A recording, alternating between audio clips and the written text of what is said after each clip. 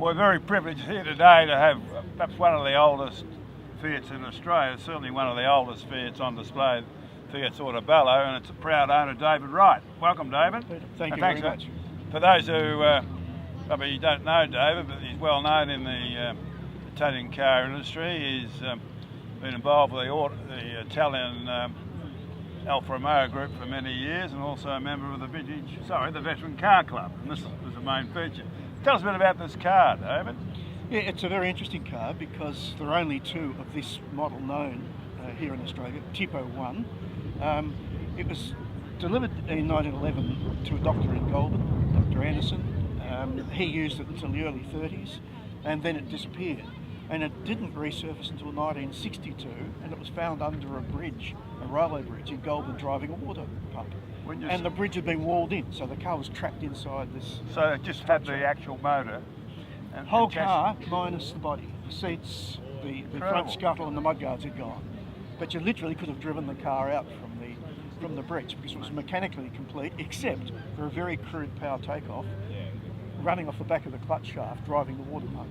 Very innovative, but it obviously was used as a stationary engine for the water pump. Well, you must have had plenty of cars or a shortage of pumps. Yes, well, I think stationary engines were at a premium because there are all sorts of things running around farms and so forth, but being a four-cylinder, it probably pumped a bit more water than your standard stationary engine. Well, normally they find old vintage cars or veteran cars in barns, don't they? Oh, they're found everywhere. There's a wonderful story of a chassis that was found on a property in northern Victoria. All the mechanical bits, engine, gearbox, axles were found for this car, but no chassis. The chassis was a farm gate.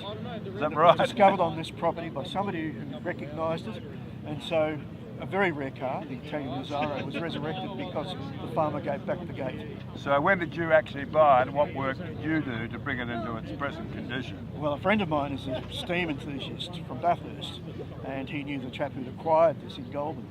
And when I got it, it was exactly as it had been left under the bridge. So complete car mechanically, the model was unknown. It was thought to be 1911, but then fortunately the original owner was tracked down, and he was in his late 90s. By the previous owner found this, the details of the doctor, and he provided the history and its original 72-piece toolkit, which I now have with the car. So that was a lovely link that was established.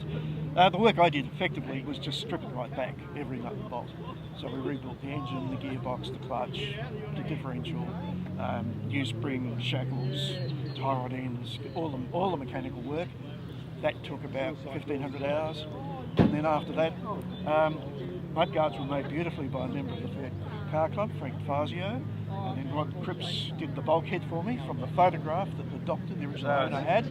I had the seats upholstered, reupholstered, and next thing I know, it's running. So how often do you get this out for a drive? Every second month or so. But at home, I'll run around the block in it. It's one of those cars you can just fire up and get in and drive. What's the steering like? Very direct, 1.5 turns lock to lock. Quite handy in traffic because you can change lanes quickly. It's one of the rare veteran cars that you can drive in traffic 60, 70 kilometres per hour and feel as if you're not taking your life or somebody else's lives in your own hands, because it is very road. A bit like Italian taxi drivers. Oh, very much so.